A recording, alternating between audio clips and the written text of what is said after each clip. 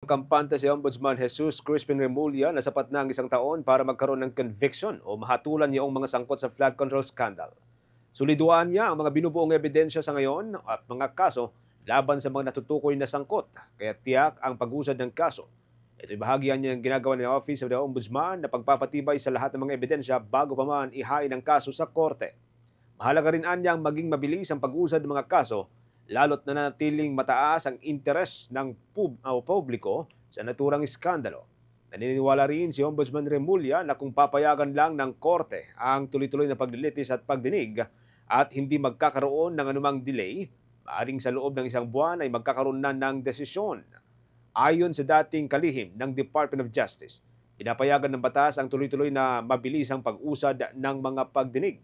Sa katunayan na niya, mayroon ding mga Supreme Court issuance na nagpapahintulot sa mabilis at tuloy-tuloy na trial, ngunit hindi lamang ito gaanong naisa sa katuparan dahil sa malimit anyang hindi gaanong kumpleto ang ebidensya na nalilikom.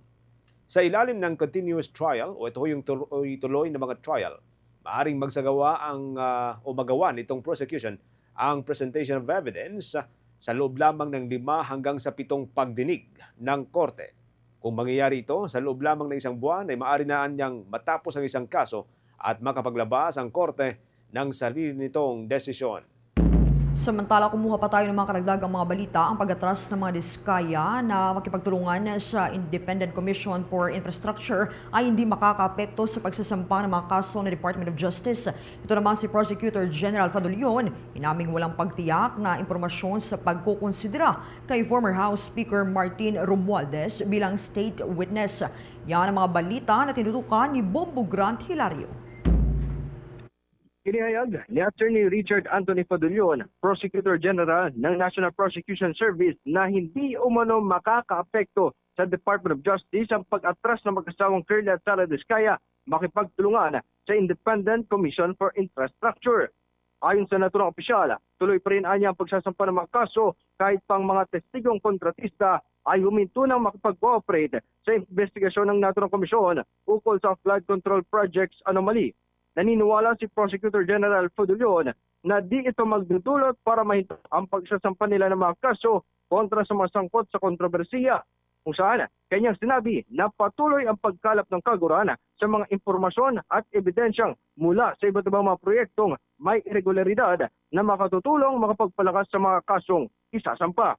Habang iginit ng opisyal na ang pagkuha ng state witness ay di anya kinakailangan para lamang matuloy ang kanilang pag-ahain ng kaso. Ani ay walang state witness ang kinakailangan ng kaguran upang maisampa ang kaso sapagkat kanilang kinokolekta mga ebidensyang bukod pa sa salaysay ng mga lumalantad na testigo. Ating pakinggan si Prosecutor General Richard Anthony Fadulion ng National Prosecution Service. I don't think it will hinder the filing of cases because even as we speak now, we are also looking into evidence where there is no need for the state witness. Yung state witness kasi, kakailanganin mo yan kung talagang yung kaso mo ay nanganganib na hindi magtuloy dahil sa kakulangan ng ebidensya, kakulangan ng direct link. That's the reason why we are probably looking into the statements of all these applicant witnesses. But then again, para sabihin na hindi na magtutuloy dahil hindi sila nakikipag-usap sa amin, ay hindi po mangyayari yun. Dahil sa ngayon pa lang po, nangangalap po kami ng ebidensya sa iba't ibang mga proyekto na ni-report sa amin.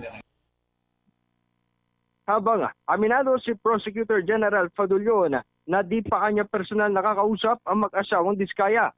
Kanya lamang raw paulit-ulit na naririnig ay ang pag-tell-all ng mga ito. Ngunit kanyang ipinunto na magkaiba ang pag-tell-all sa pagsusumte ng kanilang salaysay.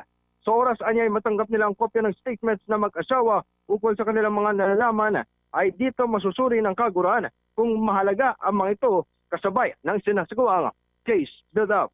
Ating may pangulit o panggana si Prosecutor General Richard Anthony Fadulion.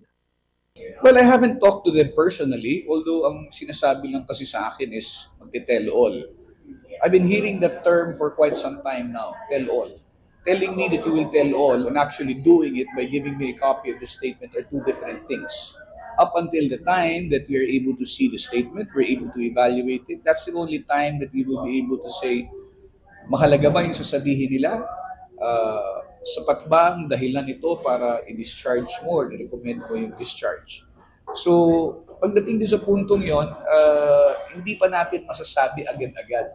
No? Kailangan bigyan din nila kami ng panahon na suriin yung kanilang mga salaysay. Nang sa ganun, malaman natin kung ito ay may basihan para i-discharge. Kasi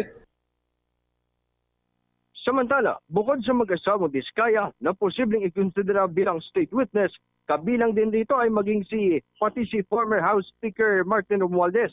Ngunit, aminado si Atty. Fadulyon na wala pang tiyak na impormasyon sa rito upang kumpirmahin ang naturang pagkakasama sa ngalan sa mga maaaring ituring bilang state witness. Ating pakinggan ang naging pahayag ni Prosecutor General Richard Anthony Fadulyon. I do not know yet. That's something that's likely to happen, but I have no information as far as that is concerned. Live, ito si Bombo Grant Hilario, and this is Bombo Radio Philippines. Yes, Bombo Genesis. Any update doon sa iba pang mga humihiling na maging state witness? I understand na ilang beses din pabalik-balik sa Department of Justice dati sina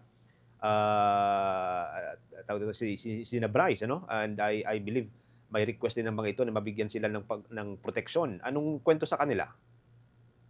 Bombo Genesis, sa kasalukuyan ay patuloy na ibinabanggit ng Department of Justice na patuloy pa rin yung kanilang isasagawang investigasyon at evaluation sa kanilang mga application. Ang ating pinaka-latest update sa kanila ay yung paggawad ng kaguran sa kanilang provisional status sa Natural Protection Program. Si Bryce at saka si Alcantara ito, yung dalawa. Yes, Bombo Genesis, kung ito-total natin sa kabuuan, merong 7 mga ituturing na protected witnesses ang kaguran. Kasama dito yung mag-asawang Curly at Sara Diskaya at maging ito si Bryce Hernandez, Henry Alcantara, si Sally Santos noong nakaraan at iba pa, Bombo Genesis. So hindi affected kasi sa ICI lamang ito, ang ICI lamang or itong Independent Commission for Infrastructure lamang ang nagsabi na hindi makikipag-cooperate na itong mag-asawang Diskaya. Sa DOJ, Department of Justice, wala itong bale sa kanila. Yes, Bombo Genesis, sabi ni Attorney Fadulyon na hindi ito direktang makakapekto sa Department of Justice. Maliban na lamang, Bombo Genesis, kung magpahayag ang mag-asawa na hindi din sila makikipagtulungan sa kaguran. Ngunit, subalit, Bombo Genesis ay tiniyak ng kaguran na patuloy pa rin ang pagsasampa ng kaso kahit pa walang state witness o kahit pa wala itong mga testigong lumalantad sa kaguran. Bombo Genesis. Okay, maraming salamat. Ingat ka dyan, Bombo Grant. Nagulat ng live, ito si Bombo Grant Hilario, and this is Bombo Radio Philippines, the #1 and most trusted source of news and information. Bust Radio. Bombo. For the most trusted source of news and information, visit our website at www.bomboradio.com. Follow us on Bombo Radio mobile app, Facebook, YouTube, TikTok, and X, formerly Twitter. Like, share, and stay connected. Anytime, anywhere.